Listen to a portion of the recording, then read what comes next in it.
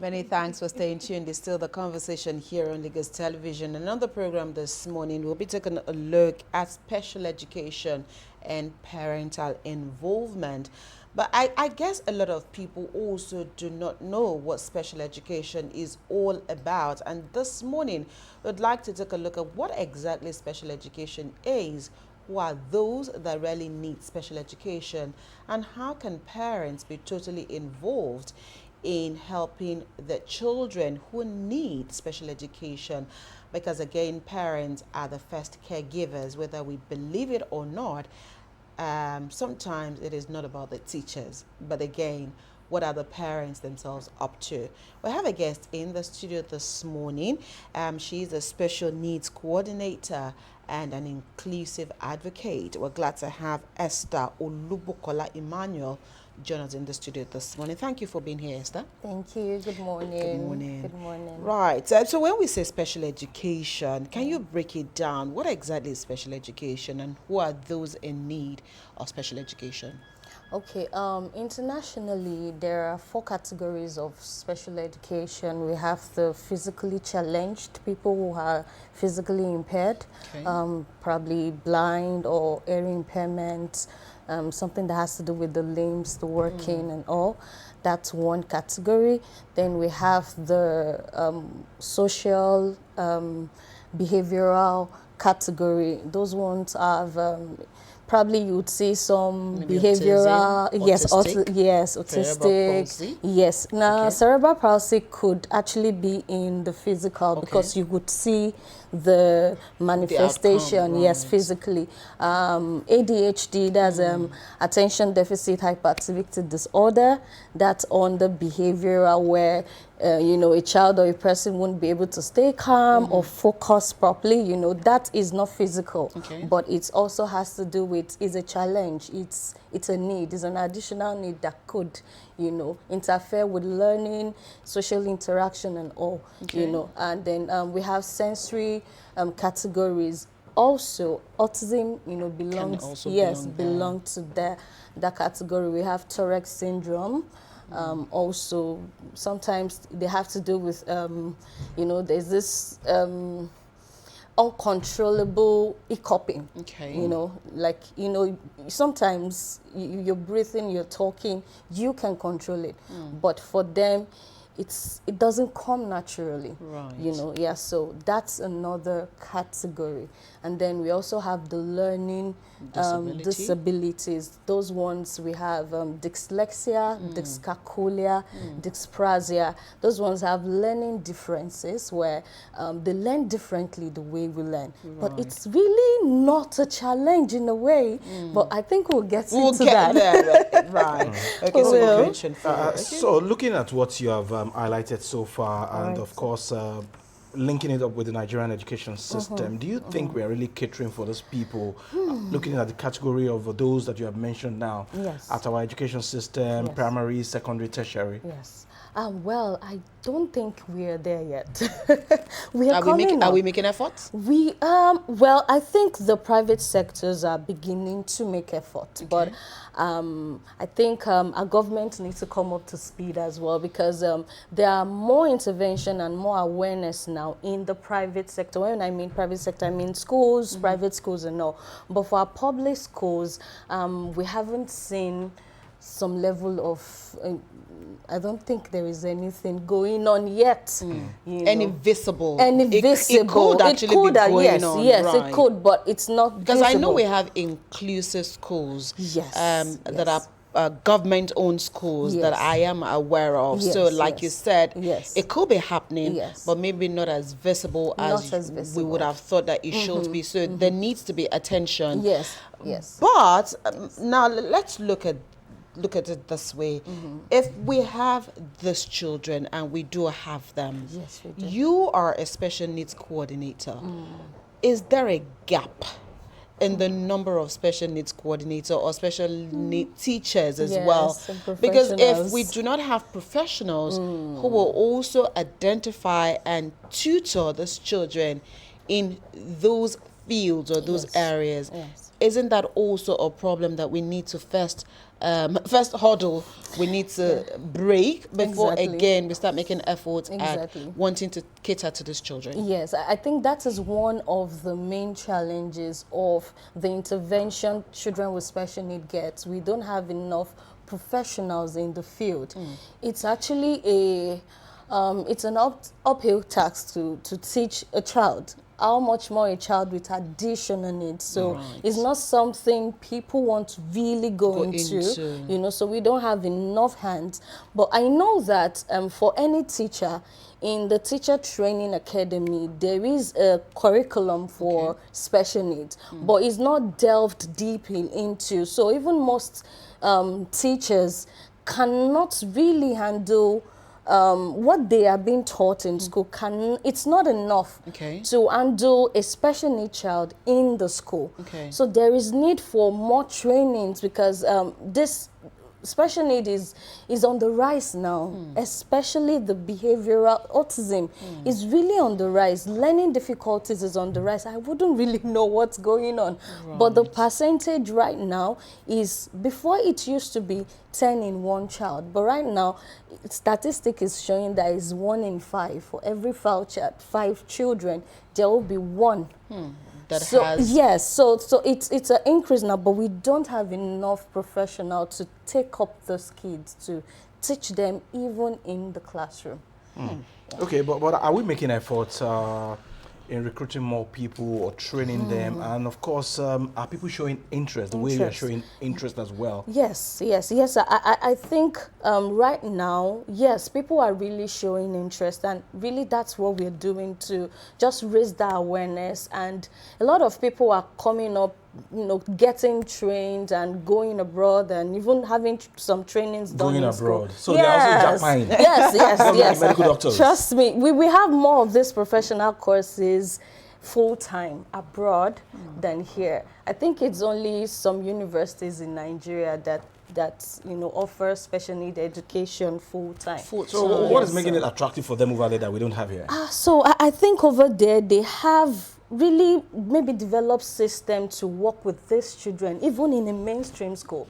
Like a government school have provisions. It's something that I can call it almost normal. Like they know that there are kids like that learn differently, so they already have provisions. So even in school of study, people go there. It's something government actually, they employ them. They employ them like the way they employ teachers. They employ special needs teachers. But here, we don't have that designation yet. Right. You understand? We just employ teachers. Yeah, a teacher, just Do a you teacher, understand? right. So it's still not a system in place. Yeah, but there it is. So that's just it. That's one of the differences. Yes, right. yes. So I mean, we've talked about the role of teachers here, but let's go back to the home front, because basically that is where it starts from. Exactly. Because again, parents are the first point of contact, and they will be the ones to at least know that there is a problem, or them not use. There's a challenge with their children, and so whatever the teacher does, at some point the child will still come back home, and so they will need to either take it up from there or be the starter. So how important is it for parents to actually be equipped for this challenge? Because it is also huge. I say parents because I should have said mother, really. No, please, parents. Parents, because it has to. The father should also be involved here. Yes, but yes. ordinarily, you just hear, oh, okay, because the mothers are usually more there. In some cases, you have more fathers also, taking full responsibility. But parents generally, how important is it for them to also be equipped here to know how to deal with this challenge? Because sometimes there's also a disparity in what goes on when that child goes to school and when that child comes back home, because there has to be continuity for that child to actually be stable. So how important is it for parents to also be involved? I would say it's very important. In fact, I always say that parents are their children's therapists. If you notice that your child is supposed to cross a milestone and there is a delay, don't keep it to yourself. And that's what I've been advocating. I am so much into parent involvement than even what is going on in school, because they spend more hours with their parents. So most parents actually do want to keep that child. They are afraid, they are shy.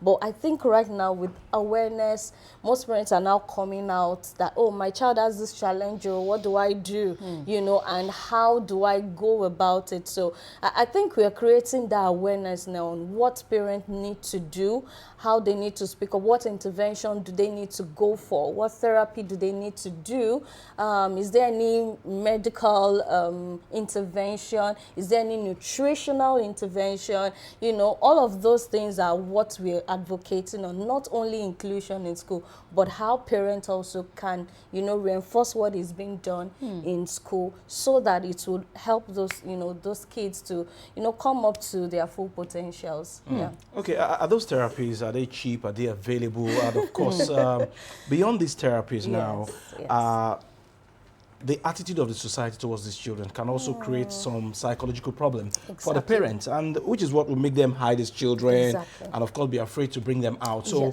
how can they navigate this path of stigma and the psychological problem that they face? I think we are still work in progress when it comes to the stigma and how society perceives people with special needs. I think with more awareness, everyone will start being inclusive in their minds, having to know that there is something called autism, and a person can have autism and react to maybe bright lights. And it's okay. It's just the way the brain, and you won't see the person like, why are you behaving this way? Which is what we normally do. Which is what we normally do. So I think with more awareness and with what we're doing right now, I think is also creating the awareness that there are people that, react differently. There are people that their brain are wired differently, and it's okay. I mean, we are all different. We have different strengths. We have different weaknesses. God created us differently. And so these people are also different in the way they behave. So if society can begin to see this, it helps parents to come out more and say, okay, it's fine. Confidently. And they would see that they will get the help they need to. And when it comes to therapy, well, right now in Nigeria, I won't say it is that cheap, but I would say, well, for an average parent, it's still okay. It's still okay. What do you consider average? You're even finding it difficult I am, because the truth is, for instance, let me cite an example for speech therapy now. I know they charge per section, and it really doesn't come that cheap per section. And then a child would want to do speech therapy maybe 3 times a week or 2 times a week. And then, and that can go on for a year or 2 or even more, depending on the pace the child is progressing. So it's actually a lot on the parent, and so sometimes the parents just like, well, let me just do. So that's why even for me, I know that those things don't come cheap, but I know that parents can still learn 1 or 2 things that they can do on their own to help these kids, whilst they at least, maybe come up with, let's do therapy for a while. Let me also reinforce what I'm doing, things like that. So yeah. So that again, from what you've just alluded to now, is also giving rise to a lot of stay-at-home moms a lot of parents who are now homeschooling their children because of the fear of stigmatization, because of the fear of the unknown. We talked about a video that trended just a few days ago that we saw online, where I don't know if you also saw that video somewhere in Ilorin, where a young father who had a child, a challenged child, was walked out of a supermarket with a child because according to the store owners, other children were crying because of that child. So again, these are some of the reasons why others will want to keep those children at home and really not want to bring them out. So how challenging really is it for a struggling family to also take time out to blend into some of these issues, because again, money right now is difficult to come by, and so the sacrifices that parents also need to go through. In terms of parents again agreeing on how best to go about it, how best do you talk to couples on their challenges when it comes to parental involvement and sacrifices to be made where needed? Okay, so I always tell parents that your child is your child. You are the first advocate of your child. So don't let anyone keep you quiet. If you know that this is right for my child. I mean, if I have a child that, well, is on the autism spectrum and is, for instance, in the playground and is not, maybe is not being coordinated, or maybe is screaming because of one color he saw or she saw or something, it's okay. Okay, let me quickly hold your thought, Esther. Yes. We need to take a break, and when we return, we will continue this conversation. Okay.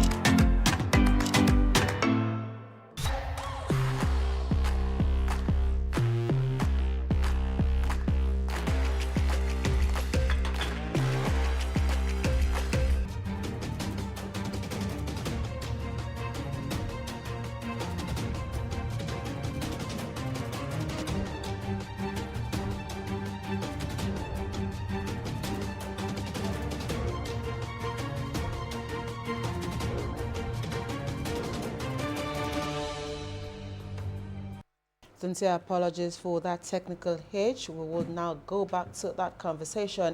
And before we took that break, Esther was talking about how parents are able to make their tough decisions, because really it can be tough. So again, you were trying to take us through how you're able to convince parents on how best to take their decisions, and you were giving the example of a child perhaps with autism having some kind of irritations on the playground. So let's take it from there. So I was saying that if my child, for instance, is on the playground and having some sensory overload, we call it sensory overload because most kids with autism spectrum, they kind of react differently to senses in the environment, the sight, what they smell. So probably there might be something going on, and people are like looking, what's going on with this child? I, being the parent, I don't care what anyone says. Is my what I want to do is, how do I help my child? So I think parents need to come up to that realization, that acceptance that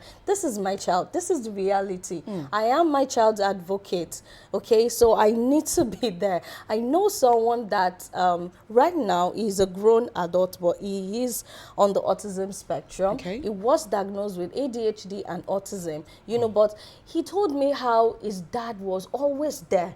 for him, even when others don't believe in him, when others were like, what is going on with this child? Even teachers always like, you're lazy, you're not this, you're not that, but the dad will come with a big pile up of files of what he had read and the things that the teachers need to do, you know, and he would go one by one into the classes and tell them about what is going on with his son, that this is it, this is the condition, and this is what you should do, this is what you shouldn't do. I mean, that intentional parent taking up, you know, as an advocate for the child. I think that is what every parent who has, a special need child should do. Be the advocate. Be that one speaking up. Be that one person that is lecturing someone else.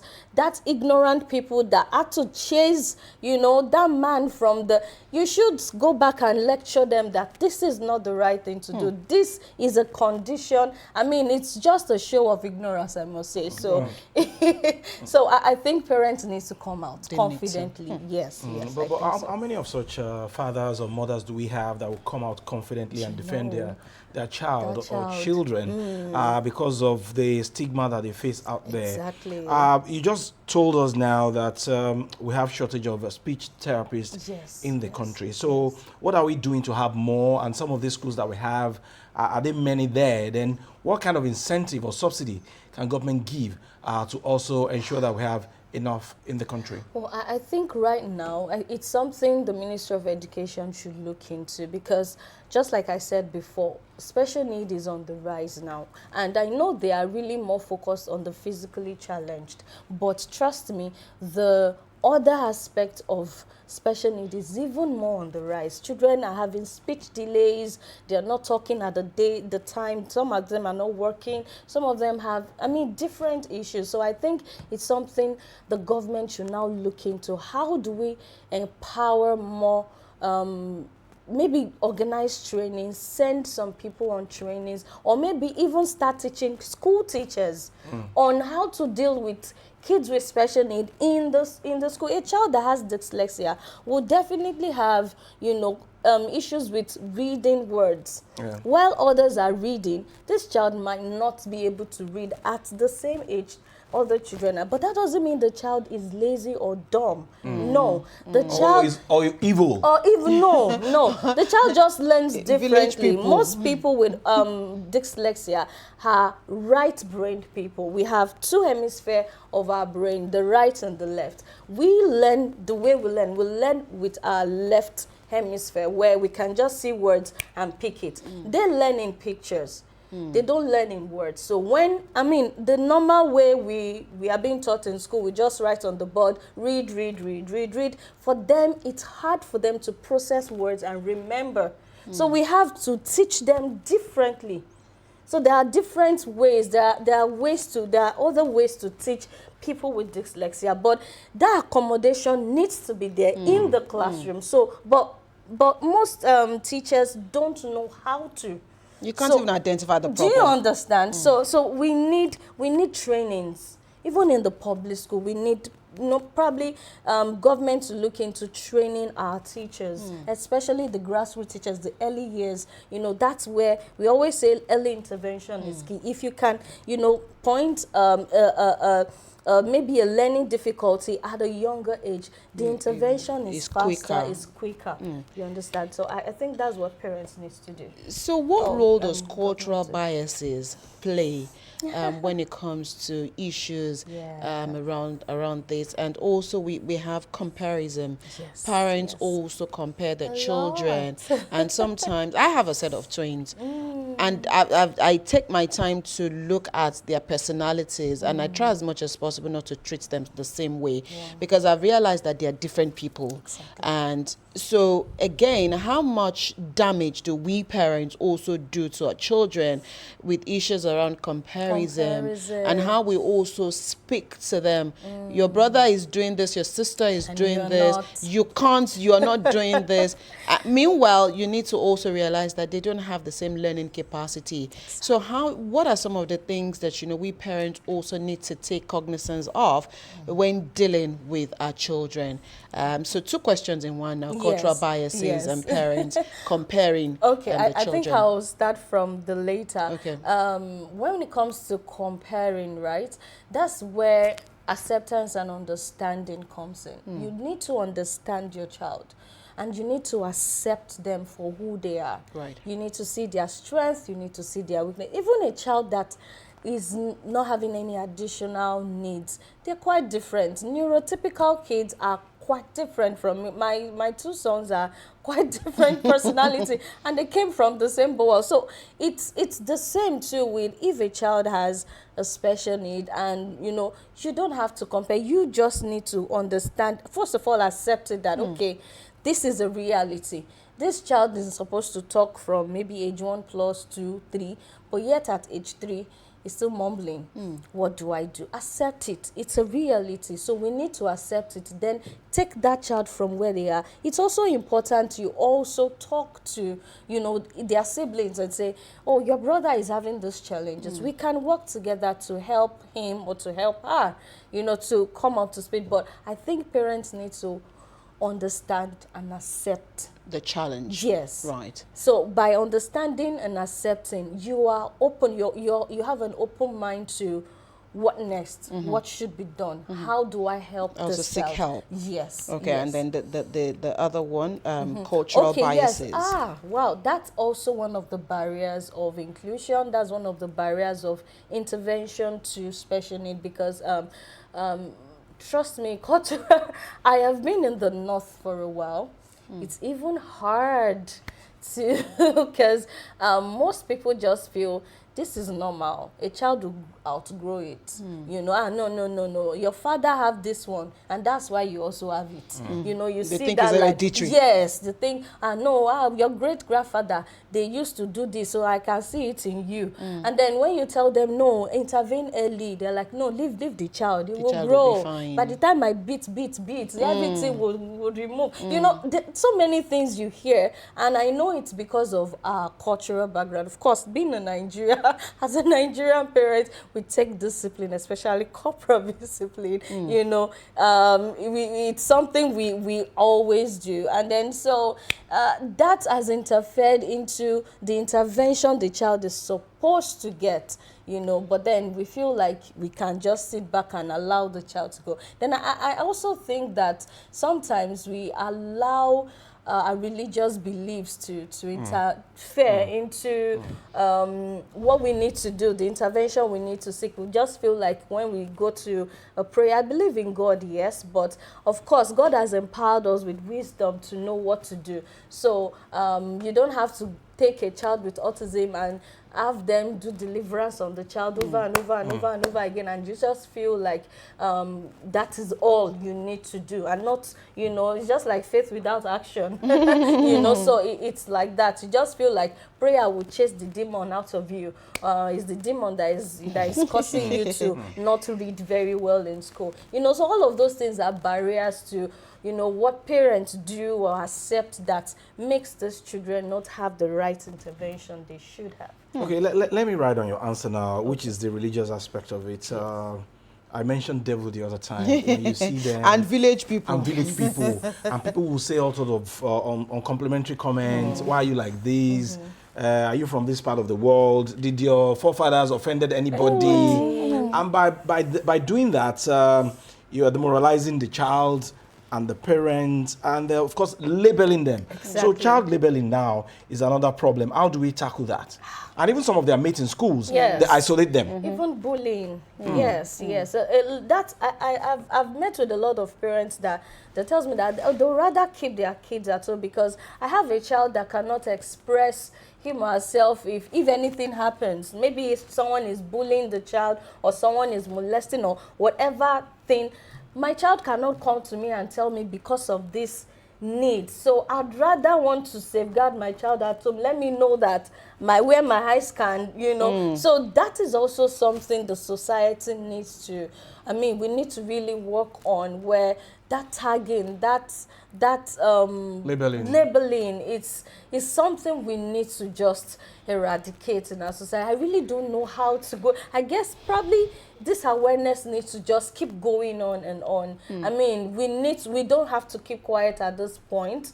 Anyone that stands and say things against people with special need, we need to actually correct those people, because it's out of ignorance they're talking. So we just need to inform our society more on these different special needs cases that we have, and how to actually accept them and help them.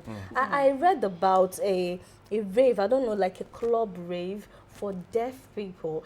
In that club, not here in Nigeria though, I think it's in the United Kingdom, they allowed people that have hearing needs to come into the club. You know, of course, because they have hearing needs, you can't actually hear the music. Right. But they have this plugs that they put in. So when they enter, that plugs helps them to feel the music on their skin. So they're actually enjoying. I mean, how inclusive can that be? Right. Do you get? So that's what we are asking for in Nigeria, where everyone, no matter the additional needs, can be accepted. And it's okay to have hearing, but I can still enjoy what every other typical person is also enjoying. Do you understand? So that's it. All right, before we allow you go this morning, let's also talk about, we are a praying nation. Yes. So oftentimes we turn to God. Which is important. Which is important. But how do we also differentiate between believing in God and thinking that, only prayers can take away these issues without seeking for help? And what will be the role of our religious leaders in also ensuring that parents seek proper help? Because sometimes they also are culpable in these issues and, act hide under the guise of religion and not allow parents to seek for proper help.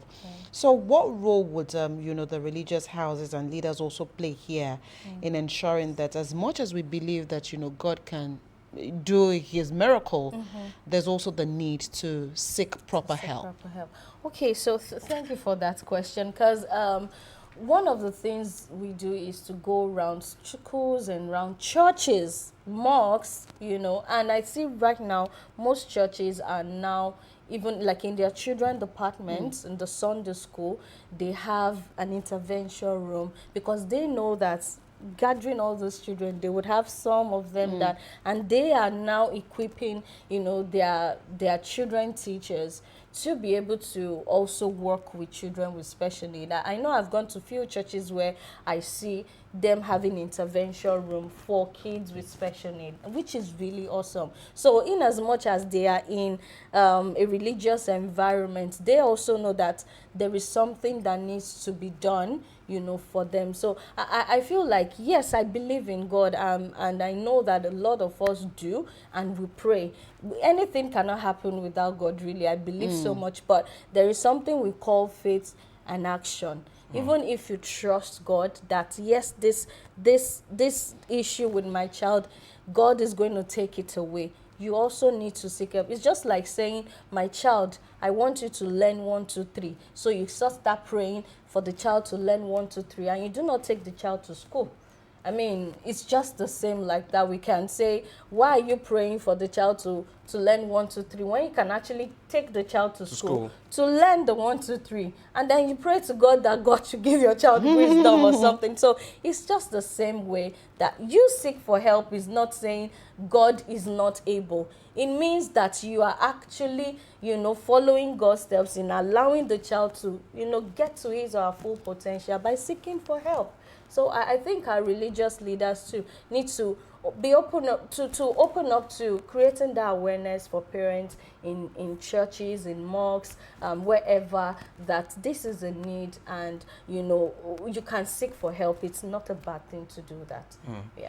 Okay, beyond the religious aspect now, you are very passionate about what you do, about this special education and these children. Yes. There are some teachers as well, I've read in some places that they also bully these children. Is that true? It's heartbreaking. It's heartbreaking, really. It is. I mean, for any I mean, how will a teacher want to bully a child? I have heard a lot of stories, and it breaks my heart, sir. It breaks my heart when I see a child struggling with reading, or maybe with maths. Maybe the child has dyscalculia, and a teacher does not know what dyslexia is or dyscalculia, and then you keep bullying the child. You're lazy. You just don't want to write. Why won't you want to write? Your handwriting is not just... It's not straight. Yes. And there is something called dysgraphia. This dysgraphia issue it has to do with written expression. So the child, it's actually a serious process for you to look at the board and remember what is written on the board, and then you write it down again. It's a skill, because it comes natural with us, and we feel everyone should be like that. Some people, it is a long process. So you want that child that learns differently to now learn like every other children. No, it won't work. It won't work. It won't work. So it still boils down to training our teachers. And I also we should change the way we train our teachers. Yes, I also think that even teachers themselves to take that initiative to train themselves. To self-development, yes, upskilling. I'm telling you, self-development, learn more. Things are changing in the educational system. We're not the way we used to be. And there are children, a lot of factors, social media, everything is in play right now. So you can't be teaching the way we are teaching in the 1980s, and you still want to do the same in this 21st century. It won't work. So I feel teachers should train themselves, should know what is happening. Right. So Esther, for you, if you had the opportunity to change one thing right now that will bring a lot of succor to children with special needs, not only in Nigeria but in Lagos, what would that thing be? If I would change something, because there's a lot. There's a lot, I know. I'm trying to pick which one will be the Which one is most important to you? I think it's still training. Training? Yes, I'd have to probably change our curriculum to accommodate. Yes, to accommodate kids that learns differently, to modify, to create more opportunities. Our curriculum is designed so much, it's so tailored to left-sided people, but we have to put a lot of Montessori strategies into our teaching. So I feel if we could change our curriculum, if we could change how we teach, even children with special need will thrive in a mainstream school. They will be able to learn together with neurotypical children. All right, I would have to leave this conversation here this morning. Thank you so much, Esther Olubukola Emmanuel, Special Needs Coordinator and Inclusive Advocate, for finding time to be with us on the program. I'm sure we'll get there sometime soon. Yes, we will. All right, thank you so much for watching this side of the table this morning. Anyway, we'll still be back on this side when we come back from this break. The conversation continues after this short break.